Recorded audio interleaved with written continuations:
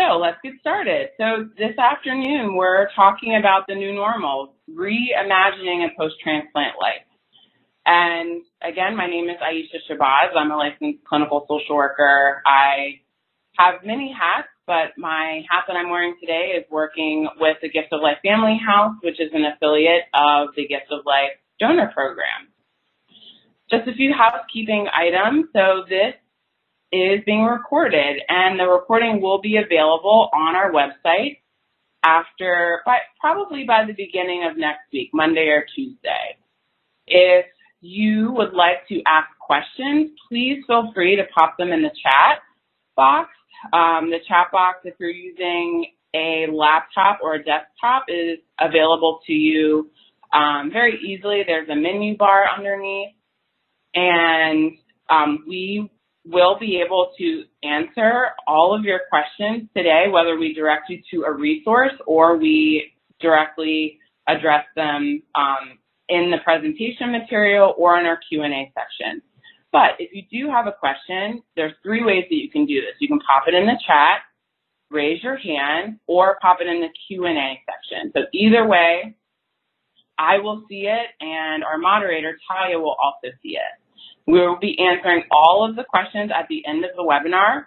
Because we're only together for an hour, we really want to make sure that we get through everything, and then we save enough time for your questions. So this event is done in partnership with the Transplant Recipients International Organization, also known as TRIO, and they have a lot of beautiful resources available to everyone, but specifically directed to transplant recipients. So if you are interested in learning more about TRIO, they can be found at this web address down here, and their link is also featured on our resource list, which is at the end of this presentation. So the Gift of Life Donor Program is a organ procurement organization, and this is the OPO for short that covers overall our tri-state region of all of Delaware, half of Pennsylvania, and southern New Jersey. So that's why I asked who is from the tri-state area, because we want to know who is in our region joining us. And I'm so happy that there are people outside of our tri-state area that are also joining us. All of this information is very, very useful for anybody that's going through the transplant process, regardless of where you're living. So the Family House, we are considered a hospitality house or a healthcare hospitality house, and we provide lodging, very affordable lodging for people that come from all over the place to Philadelphia. And we consider ourselves a home away from home. If you're interested in learning more about the Family House, I strongly encourage you to go to our website. We have a lot of great resources that we'll touch on a little bit later. Within the Family House, we have the Caregiver Lifeline program, which is the all-encompassing services that include social work services, but also supportive counseling. We have an online transplant caregiver support group, which I'll talk more about, an online resource library. We provide webinars, as you're participating in right now, support groups throughout our region, including Central Pennsylvania, and we provide professional development training to our colleagues. So the social work team at the Family House, it's myself and Talia. These are photos from one of our fundraising events that we had, an appreciation opportunity called the President's Reception 2 years ago. We like to have fun. So what you've all been waiting for, the new normal, reimagining a transplant, post-transplant life.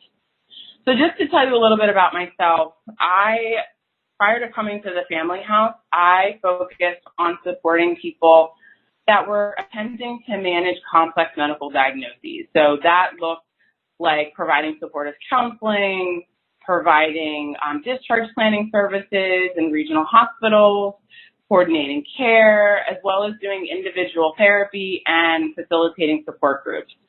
So here today, you really are in for a treat, because these are the kinds of things that I talk about with people all the time. How are they managing their complex medical diagnosis? And it's just not how are you managing the medical component. We're going to talk about 8 domains of transplant living.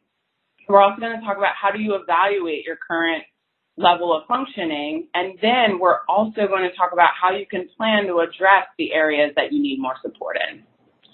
So the next polling question that we have, just want to share results of where everybody is from. We have like almost a tie between people that are living outside of Philadelphia but in Pennsylvania and those that are living outside of our tri-state region. And we have a few people internationally joining us. So thank you so much for being here, everyone. So the next question that I want to ask is, what is your role in the transplant process? We all know that we can't get through the transplant journey without having teamwork. So whether you're a transplant patient, you're a caregiver, you're a member of a medical team, or another affiliation with the transplant process, your part is so important. Everybody plays a valuable role in the transplant process. And it looks like we have mostly patients with us today. We have a handful of caregivers, a few medical team members, and other. So if you responded other, if you could pop in the chat how you consider yourself as part of the transplant process, we would be happy to hear about that. Okay. The next question I have is which part of the transplant life cycle are you in? So what that means is pre-listing. Are you going through the transplant evaluation process? Have you been listed, but you're waiting to receive the call? Do you have someone that's currently hospitalized? Do you have someone that just got their transplant surgery? Do you know of anybody that's transitioning home immediately after transplant surgery? Are you post-transplant? You're going through your post-transplant appointments? Do you know of anybody that's hospitalized but they have already received their transplant? Is anyone going through grief and loss or the process of death and dying? So why is this so important? We need to know where we are in the life cycle in order to address the different domains. And as you can see, there are aspects of the domains that we will leave. So once you are out of the listing and listed section, you're not going to be there unless you're relisted, right? The moment that you enter into post-transplant status, you're post-transplant, unless you enter in a different phase if you have a hospitalization or you're experiencing another major life event. So we'll share here that most of the folks that are joining us today are post-transplant. They're going through that journey. All right. A few more questions and then we'll get rolling with. So this is more or less a pre-test, so to speak. So out of these domains that we're going to cover in a lot of detail, which of the following do you feel like you need the least amount of support? Meaning, which area do you feel like you have down pat? Like people are coming to you for this information. Are you the finance guru in your community and everybody comes to you? Or are you the person that everybody talks to and you know, like, I can communicate my needs?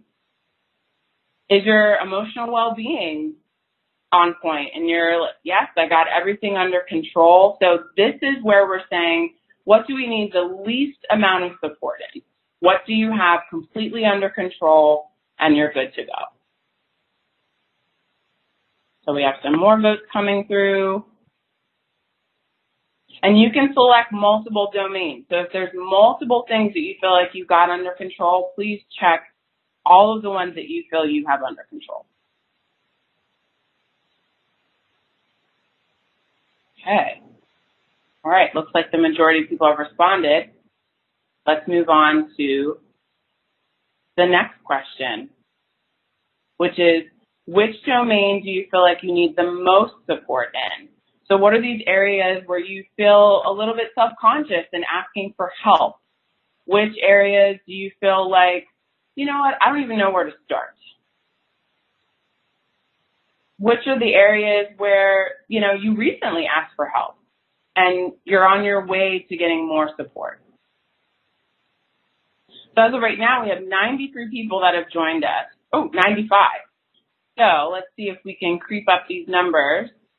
We're about halfway there. People are voting. Okay. All right, just a couple more. Okay. So it looks like, as of right now, before presenting any information, a majority of the folks are looking for more support in the emotional well-being section. So we'll come back to this question at the end of the presentation to see how you're feeling and if that changes. All right. So we've covered the transplant life cycle. One thing to always keep in mind, again, we've covered this, but I want to overemphasize it, that it's not just one person that is the most valuable person, the MVP, so to speak. We're talking about patients, and we're talking about adult patients and pediatric patients. A lot of times people forget that there are children that are experiencing organ transplant. Our caregivers are not only our spouses and our adult children. Sometimes our caregivers are neighbors. Sometimes our caregivers are paid employees of a nursing administration. So we have to consider how we think about patient and caregiver. And then certainly our medical team. We wouldn't be able to get through any of this without the support of our medical team. And the medical team really wouldn't be able to get through this without us. So it's a big community that we're working with. So the first domain is communication. These are 4 things that I find that are the biggest aspects of communication that need to be tended to. So how well do you feel about communicating your needs? How do you feel about communicating how you feel? Are you consistent with that communication? And how well are you at communicating your boundaries? So these are some things that a lot of times people don't know the answers to because they weren't asked. So let's take the opportunity to do that. So this resource I really love a lot. For those of you that have met me at the Family House or in any other social work capacity, you know that I really appreciate the feelings inventory by the Center for Nonviolent Communication. So I want us to take some time to look at this feelings inventory. On the left-hand side, they are pleasant feelings. So feelings when your needs are being satisfied. And on the right-hand side, they're feelings when our needs are not being satisfied. I classify these as unpleasant feelings. Feelings that people really don't want to feel, but they happen. So if you wouldn't mind, pop in the chat some feelings that are resonating with you on this list, whether it's from the left side or the right side.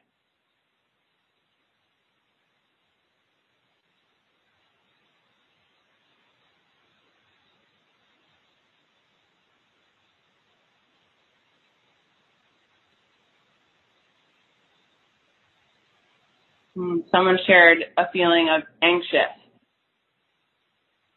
blessed, hopeful, worried, grateful, curious, awed, empowered, eager, forgotten, grateful, vulnerable, lonely, scared, disconnected, frustrated, distressed. Yeah, so when we're thinking about these feelings, we have to, I believe, we have to ask ourselves on a regular basis throughout the day, how am I feeling? If we're not asking ourselves that question, it's going to be very hard to tend to our needs or to expect somebody else to tend to our needs. So if we don't even know how we're feeling, how are we expecting someone else to know how we're feeling? How are we going to expect someone else to know how to meet our needs? So for the caregivers in the room, the responsibility of knowing how we feel is on us. And the responsibility for the patients on how they feel is on them. So we're responsible for checking in with ourselves. And we're also responsible for communicating what we need. There are going to be times where the people that we love the most are not going to be able to meet our needs. Not because they don't want to, but because they're not able to. They're tired, they're exhausted, they're worried, right? All of the feelings that you just shared. So where do you go to get your needs met? We'll address that a little bit later. So thinking about communication within the transplant life cycle. So just focusing in on these different aspects, right? If you're in this moment of, I'm ready to start a new life, who are you communicating that with? Are you communicating to people, you know what, I'm ready to start my new normal. And things are really weird right now, especially with COVID-19, but I'm ready. I'm ready to tackle this. I'm ready to have a new life. Who knows that? Is it only you that knows that? How do you feel about that?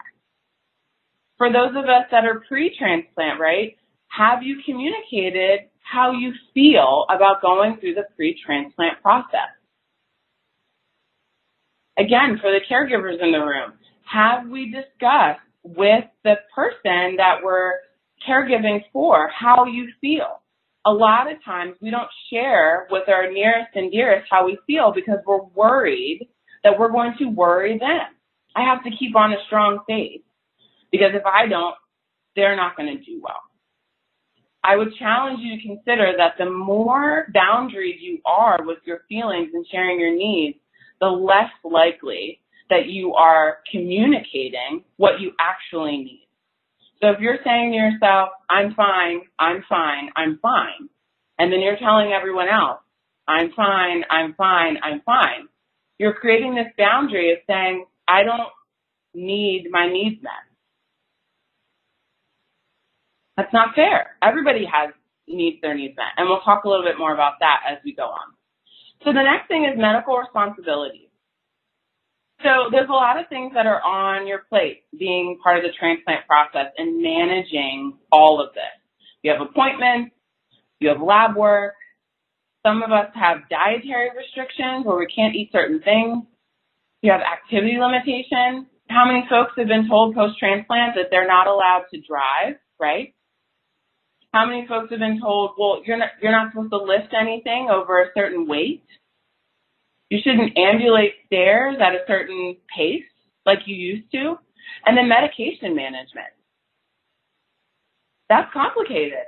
There are all these conversations that you're having with your medical team and the pharmacist, your caregiver, with the patient about medication management, the pill boxes, right? How big are the pill boxes? How many pills do you have? All of these things factor into that medical responsibility. So thinking about your medical responsibilities, how that shifts between each phase of the transplant life cycle. How do those things shift? When we're worried in this listing moment, how does that impact how compliant we are with our appointments, our medications, our dietary restrictions versus post-transplant? Something to think about. Work responsibility. So this is huge. So once you get a complex medical diagnosis, the first thing, even going to a doctor's appointment, I have to take off work. How long am I going to be out of work? When can I get back to work? It's this work. And for those of us that are in the retired phase of our life, some of us have thought, you know what, I didn't think retirement was going to be like this. Or I was anticipating enjoying my retirement, and now maybe I'm not going to be able to do that because my loved one is going to be going through a transplant. I'm going to have to continue to work. For those of us, there are some people that I've met that they have lost their jobs because they didn't have family medical leave benefits. Some of us are working multiple jobs to keep ourselves afloat and our families afloat. So work is really not something that is just for a certain age group or a certain type of patient or a certain type of caregiver. Everyone's impacted by that. So when you're thinking about your work responsibilities within the transplant life cycle, how are those things changing?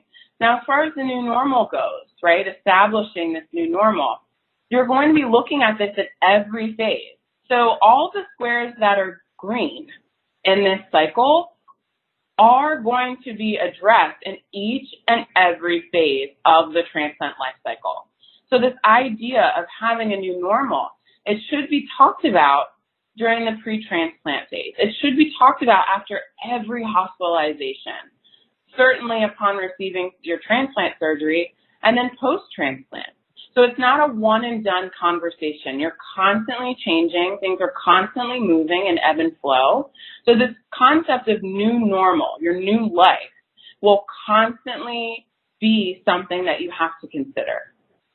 So don't feel like you missed the boat if you're at a certain phase in your transplant life cycle and you're just like, wow, I should have been doing this the whole time. That's not true. There are things that we're learning new every single day, and that's going to make the impact of, wow, this is a new day. Finances. So a lot of people don't like talking about finances, and I can respect that. But as a social worker, I'm trained to have very difficult conversations. So one of the things that we have to think about, we have to, is how do all these things add up? Medical bills, household bills, shared expenses. What I mean by shared expenses is not necessarily the cut and dry bill that you get in the mail, but let's say, for instance, you are, like myself, for instance, I have a sister, and if we have one of our aunts that's going through the transplant process, and we're helping her through the transplant process, right, there might be a shared expense. So I can't just rely on, what the cable bill is and the internet and my car payment. It's other responsibilities that you share with someone else that are going to impact your overall financial health. So at this moment, do you know how everything adds up? Are you putting your head in the sand and saying, I'm not going to worry about it? I have insurance. I have a good pension plan. Don't worry about it. I would challenge you to consider where you are in your financial health. Now, there's a link here, and you'll have access to these slides through our website and through email, whichever you prefer. But Transplant Living talks about the cost of transplant. So I'm just going to read these off to you so that you can get a sense in the event that you might be thinking like, okay, yeah, I know finances, bills, I understand what that's about.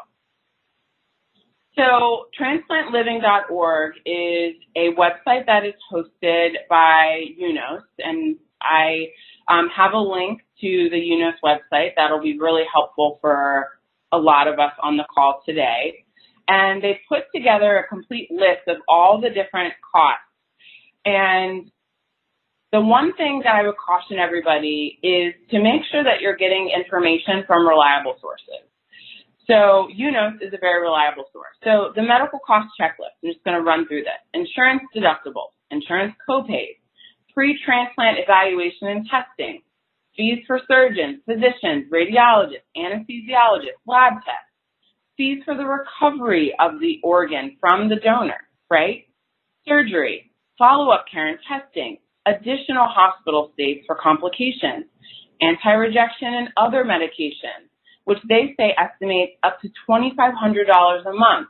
And I've known many people that have their immunosuppressant drug regimen add up to more than that.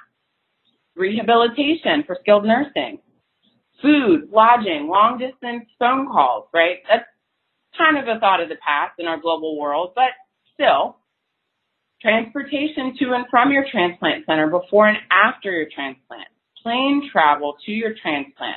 Some people have to be life-flighted over to their transplant center in order to get the care that they need as fast as possible. Child care, lost wages, especially if your employer does not provide paid time off. And if your transplant center is not close to your home, the cost of lodging. So these are all things that we should consider in our financial health. So do you know how it all adds up? It's very overwhelming, but it's not going to be addressed if we put our head in the sand. So again, thinking about how our finances shift, ebb and flow throughout the transplant life cycle. The next thing, leisure. So one of my favorite movies, I love baseball. So one of my favorite movies, the quote is, "There's no crying in baseball." A lot of people think there's no leisure in transplant. I disagree. I completely disagree. There is no particular phase of life that I don't think that we should subject ourselves to not having these moments of joy, these moments of laughter, these moments of just reflection of like, okay, I feel okay today, and I'm going to do something for myself. This is so needed, not only through our patients, but also caregivers. How much fun have you been having since you've been assigned as being a caregiver? I would challenge you to say, if I haven't had that much fun, I'm going to start introducing some fun into my life. And we'll talk about how you can figure out if you're doing well without fun. I would argue that it's going to be very hard to live this new life, this new normal, without invoking some level of leisure and fun. So the day-to-day, you're probably thinking, Aisha, you're talking about fun. I'm thinking about day-to-day, the hustle and bustle. You know, it's one of those things where I don't have time to think about that. There's no time for fun. I understand that. We have a lot of things in our day-to-day. We have to cook, we have to clean, we have to do laundry, we have to worry about our pets, our children, we have to worry about grocery shopping, yard work, household maintenance.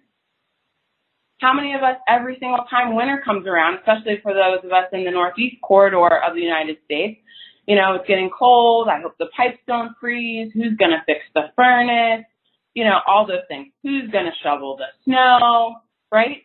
All of these things we don't think about. Who is going to be the person that's going to do that? So depending on where you are in your transplant life cycle, have you had those discussions? If you are the primary caretaker of the household maintenance responsibilities at your home, and you're the transplant patient and you have a hospitalization, have you designated someone to take that over?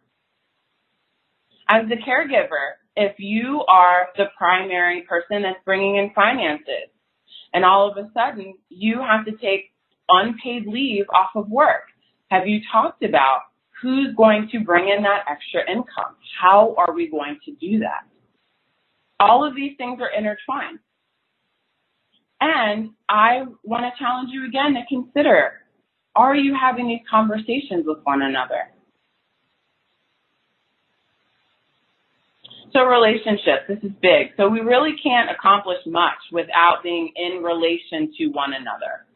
So I think about relationships within the context of the transplant life cycle as you, everyone else, and the transplant life cycle.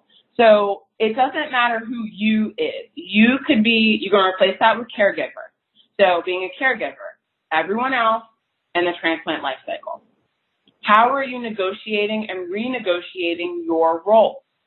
For those of us that are caregivers to a spouse or a partner, there are a lot of things that you have to negotiate in a partnership and a marriage.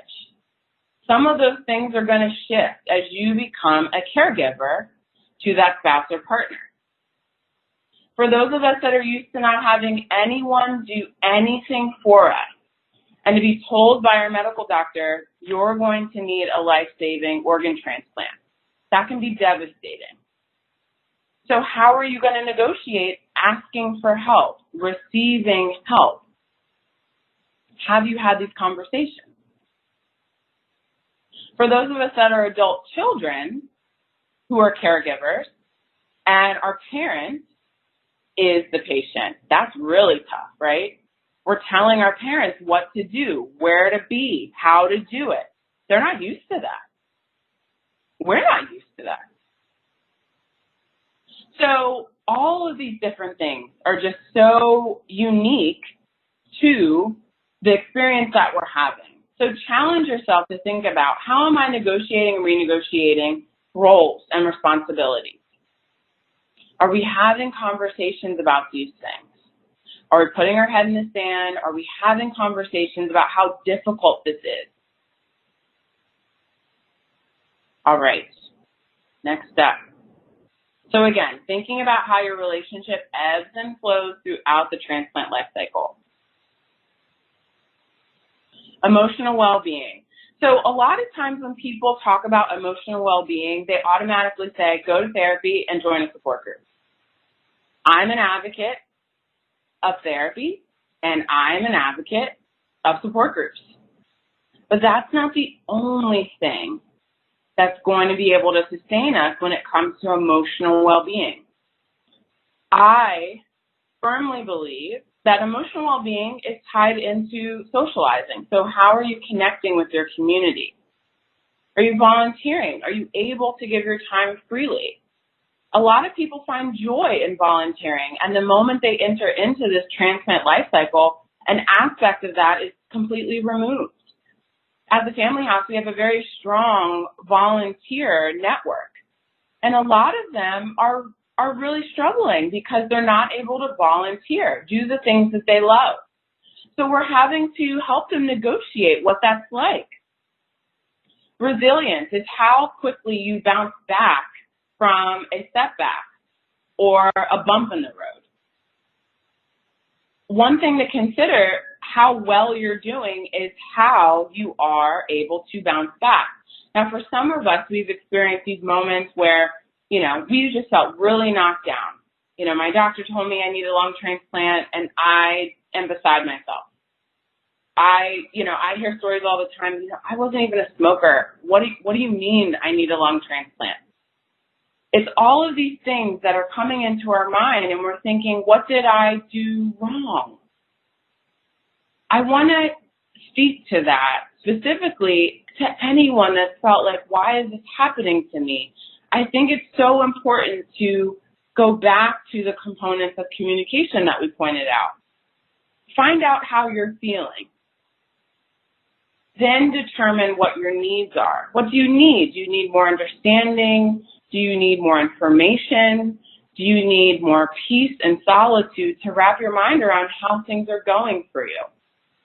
And then this idea of recovery. So we're constantly in a cycle of recovery, whether it's physical recovery from our medical diagnosis or the transplant surgery, or even, being bedbound for days or weeks at a time. We have to recover. We have to get our strength back.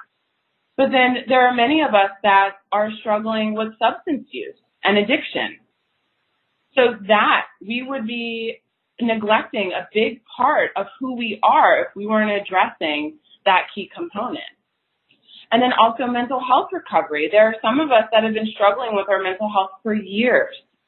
And then the transplant, the notification of needing a transplant is something that just threw us for a loop and sent us down somewhat of a spiral.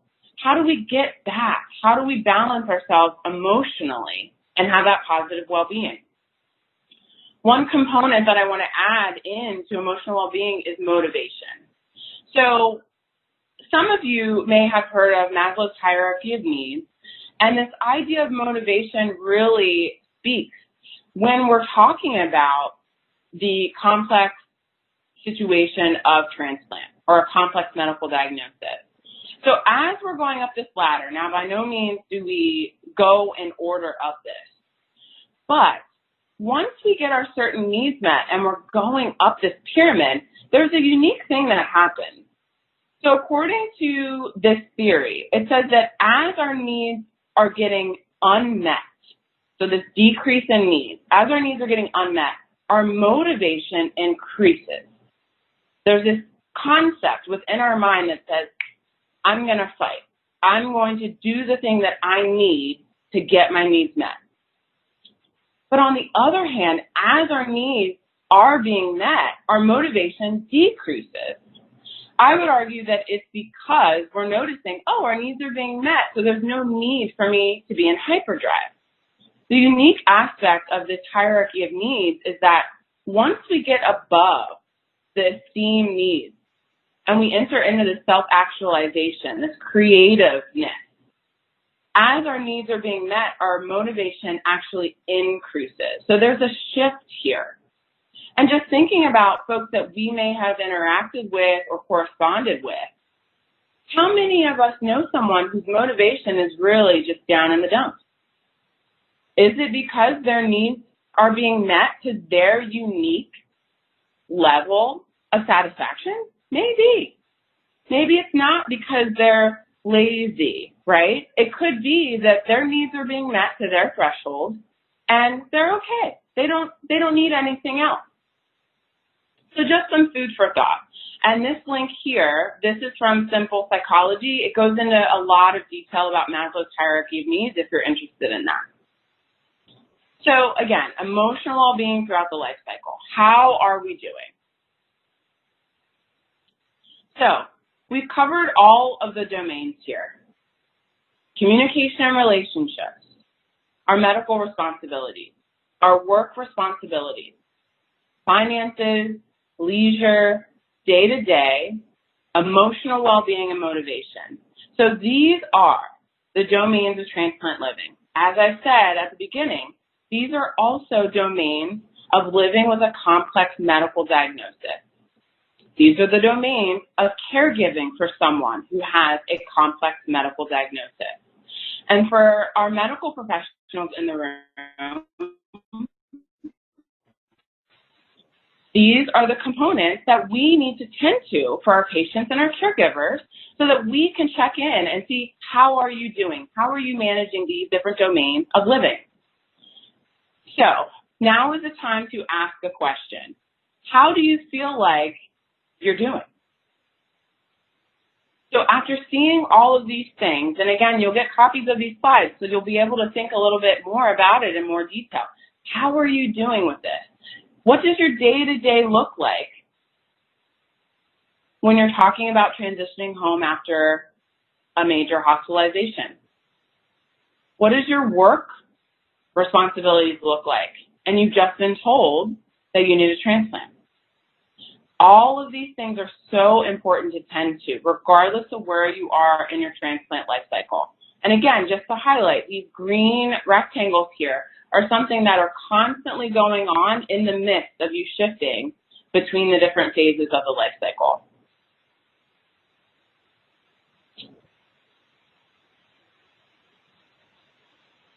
So these are all the resources that I wanted to share with all of you today. Now, there's a lot here, so I'm going to just highlight a few and then we'll open it up for questions. The transplant-specific resources are specific for transplant. So we have our TRIO link here. For some of you who submitted questions ahead of time, you asked about statistics and research. The Scientific Registry for Transplant Recipients is a great place to go for statistics and research. We also have our Caregiver Lifeline program here, where we have an online library of resources, which is where our PowerPoint slides will be and the recording of this presentation next week. Evaluating your domain. So this is huge. How do you know how you're functioning?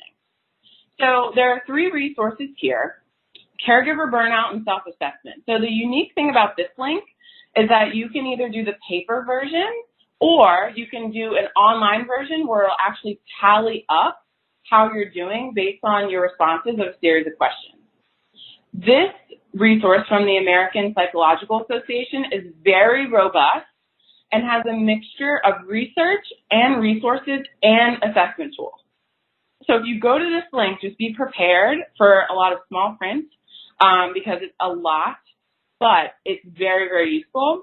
And again, for our professionals in the room, our medical team members, it's so important for us to also tend to our quality of life.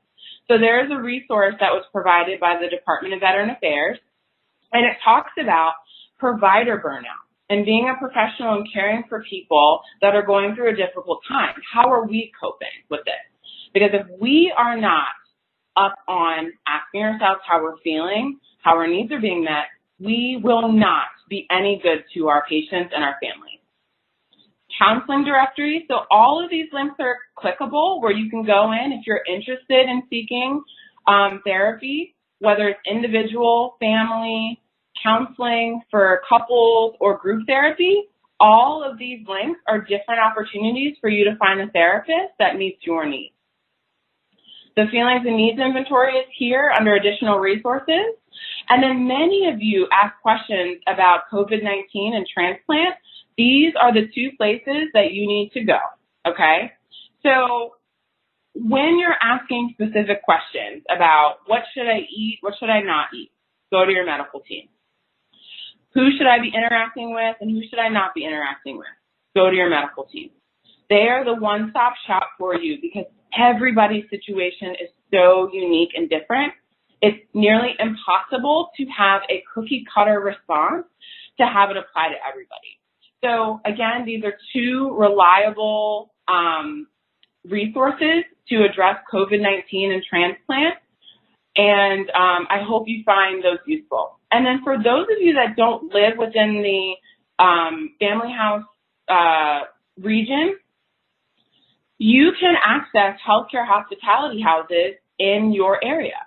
So this is a directory where if you type in your zip code, you'll be able to find if there's a healthcare hospitality house near you. Okay, now it's time for questions. Hi, Aisha. Talia. Hi, Talia. Hi. Wonderful. That was great. So much information. So we have, actually, I'm going to start with the one question that was also commented on by a few people in the chat as well. So really, you know, many people have been having difficulty with being sort of stuck inside, and how can they sort of manage the frustration and not having their normal support networks or systems or coping skills. So what would you suggest for people who are feeling like outside of their norm and kind of stuck inside and isolated? Yeah, that's a great question. One of the things about this unique situation that we're in with COVID-19 is that many of us that were going through the transplant process prior to the global pandemic was used to doing some form of social distancing and isolation. So for those of us that have joined us today that were considered a transplant patient prior to the pandemic taking hold, I would encourage you to think back to what did you do before? How were you coping with being isolated away from your grandchildren, from your nieces and nephews? How is it that you were able to get through that moment? So that's the first thing, is reflect back on how you were able to get through a past difficult moment. The second thing is, for those of us that it's new or just like the past is just too far gone to even remember, like I don't even know what day it is kind of thing, I would encourage you to go to people that you know are doing it well. So for those of you who know someone that's like, oh, you know, they seem to have it all together. They got their hobbies, they got their walk-in group. Ask them, what keeps you motivated to keep doing that? I don't have any hobbies. What are the things that I like to do? I don't know. You need to ask yourself, what are some things that you can tap into this idea of why I feel so isolated? Is it because you're not communicating with people in the same way that you used to? Like, I'm used to going to the park and doing my own thing and now I can't. Or is it, you know, I'm just not communicating with people in the way that I want to, where, yeah, I'm doing my Zoom calls and my FaceTime, but I really prefer to just meet with people in the room. I want to encourage everybody that's having the difficulty of being isolated that there are unique and creative ways that you can invite back the fun into your life. And it just takes some brainstorming. You know, for me, I love going for a run. Like, I love jogging. And yet the moment that the news said, well, you need to run with a mask on, I'm like, I can't breathe with a mask on. How am I going to be able to do that? How are my runs going to be more enjoyable? And I was stuck in this place of like, the thing that I found leisure with, I can't do that anymore. So what I did is I shifted and I said, well, what do I like about running? Well, I like the idea that I can get outside and I can get that fresh air. Okay, can you get fresh air in a different way? Well, yeah, I have a back patio. Okay, go out on your back patio and get that fresh air. And then that would suit my need until it didn't. And then I said, okay, what else am I missing? So think about the thing that brought you joy that you can't do and slice it up to see if you can introduce that into something different. Sam added, isolation due to COVID-19 is a little different than isolation post-transplant. That is a good point. However, there are unique aspects to them, and then there's also a lot of similarities as well. So can we find the similarities between the two, find the differences, and say how we can invoke the positive aspects of the differences into our new situation? So great challenge on that, Sam. Thank you. Thank you. So another question is about support groups. So there's lots of people who were participating in support groups, but they've since stopped meeting in person and they haven't gone to like online meetings. So do you have some suggestions on, identifying or finding a way to connect with other people with similar situations? Connecting with people in an online forum, or? I think probably both, but I would imagine probably online until in person is okay again. Yes. So one thing that the Caregiver Lifeline program has is an online support group for transplant caregivers, and that support group has been running for almost 4 years, right, Talia? Yeah. So, and our group is almost 250 people. So this group did not come out of COVID-19, but it really did help support people through different life challenges, including COVID-19. The other thing is that TRIO has support groups as well. So if you're a transplant recipient, I would encourage you to reach out to TRIO and find out what local support groups have now gone online. The other thing is that your transplant centers are also providing online support as well, whether it's a webinar like this or an actual support group where you're able to introduce people who, introduce yourself to people who are going through the same situation. There was someone that submitted a question about, like, I'm interested in connecting with other people and hearing about their lived experience, what their recovery process has been like. Those support groups are out there, and coming to us at the Family House and asking, like, hey, I'm in this region of the country or region of the world. Can you help me find a support group? Absolutely. My email address is right there. Send me an email and we'd be happy to help. TRIO, Jim just pointed out, that there's a local chapter for Philadelphia. So if you're interested in that, send Jim an email and say, hey, Jim, what's going on? And there are so many other groups happening all over. So I hope that answers that question. Yeah. Oh, yep. Sorry. Yep. Absolutely. And I think someone else pointed out there's some Facebook groups. So Aisha, do you want to give like just a real quick perspective on Facebook groups too? Like just sure. Sometimes, medical advice and. Yeah. So the thing about Facebook groups, one thing to keep in mind is who's moderating the group. You want to feel safe in sharing your personal information and asking questions. So with the Caregiver Lifeline support group, it's moderated by myself and Talia, and we're licensed social workers. So we're able to answer questions about mental health. What most of these Facebook groups are not are places where you should ask medical advice. Most of these Facebook groups, I would probably argue none of the Facebook groups, are facilitated by medical professionals. The reason why that is because we're limited to giving people medical advice who are not our patients. So any time you feel like you have a medical question, whether it's about your medication, your nutrition, your physical therapy rehab, anything at all, ask your medical team. If you have questions that are really, really robust, maybe go on the 2 websites that I referenced in the resource list and then ask your medical team. Say, hey, I read this on the UNOS website. How does that relate to me? I have this really specific question about COVID-19 and liver transplant. Maybe do a little research on UNOS's website and then go to your medical team provider and ask them. There's something about creating community in these online spaces that's meaningful, but sometimes when we pay too much attention to somebody else's experience, we travel down this mental wormhole of like, their experience is going to be exactly like my experience, and now I'm worried. All of the unpleasant feelings just kind of swarm in. The beauty of reaching out to your medical team is that you're going to be able to get answers that are specific to you. Yeah, that's an excellent point. Facebook groups are okay, but not for medical advice. Exactly. Totally could not agree more. Great. Thank you.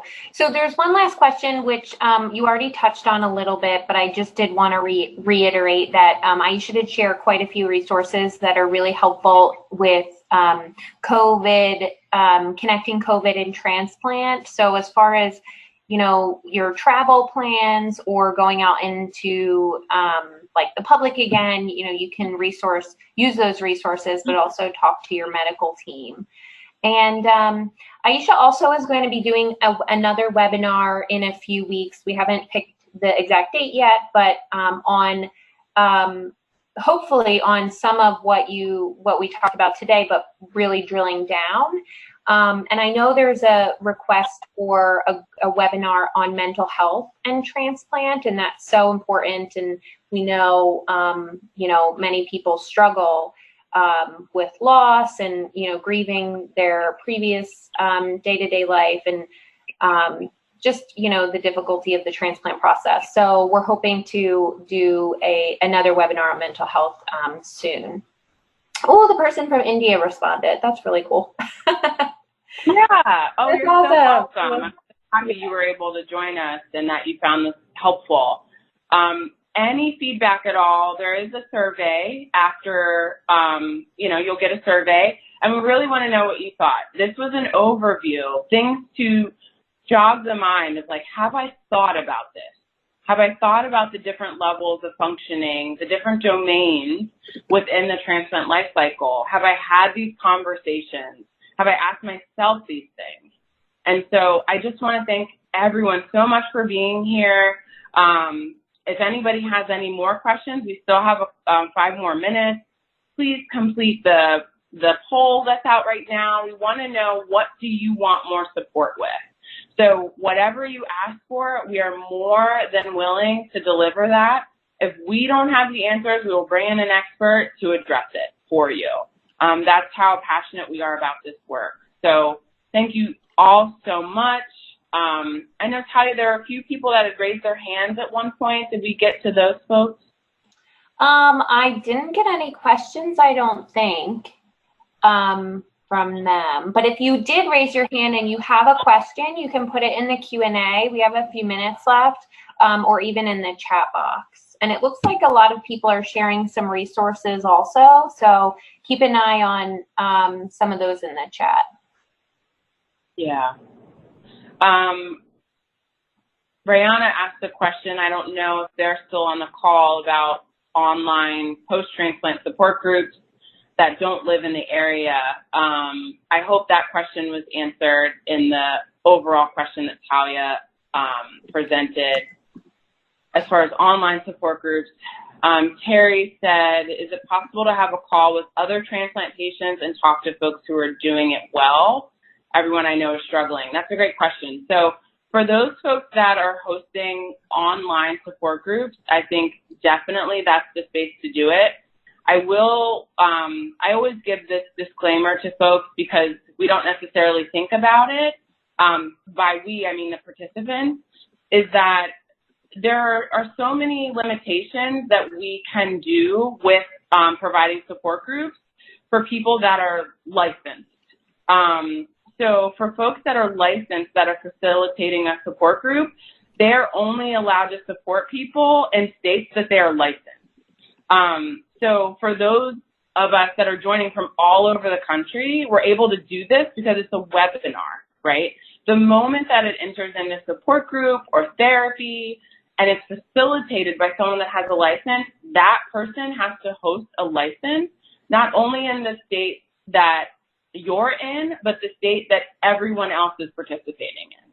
So, myself, I have a license in Pennsylvania and a COVID-19 temporary license for New Jersey. So I have to be very careful about what support groups I facilitate to make sure that anybody is physically in Pennsylvania or New Jersey. So that's just something to keep in mind if you're wondering, why don't I have a support group functioning in my hometown? That could possibly be one of the reasons why. Another question we had from Sam, can a transplant recipient join the online support group for transplant caregivers? That's a great question. No. So that support group is just for transplant caregivers. The reason why is because we found that there are fewer spaces for transplant caregivers to talk about their experience as caregivers. However, we do have guest speakers where I'm facilitating Facebook Live, and it's more like an interview. So if you're interested in participating and being someone that's interviewed to share information with caregivers, we would be more than happy to have you. A few weeks ago, we had a donor family member named Kelly that shared her experience as being a donor family member, and it was a beautiful story that she shared about how she experienced the loss of her mother, and then her mother went on to become an organ donor and impacted a lot of people's lives. So if you're interested in becoming a speaker, definitely send me an email and we can definitely collaborate. So, oh, great. Mary posted a TRIO group for Maryland as well. Thank you, Mary. And again, thank you all so much for being here. I really appreciate you taking out your time in your day, and we look forward to bringing you more exciting webinars. So I hope you enjoy the rest of your day, and we'll see you soon.